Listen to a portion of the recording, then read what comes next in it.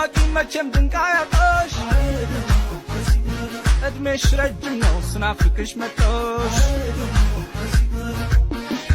አገኘኋት እንደተመኘኋት አገኘችኝ እንደናፈቀችኝ አገኘኋት ምን እያደረገሽ ነው? ኧረ እኔም አልገባኝም። ምን እያደረግሽ ነው? ልበላ ነው። ጀመራችሁ? በደንብ ነዋ። እኛ ለመብላት እናንተ ጸጉር ለማስቆረጥ። ይቺ ውሻ ልጅ በጥፊ ልበላት እንዴ? ይልቁንስ ከፍቅር ፒዛ ነው የመጣው ነው ብሉ።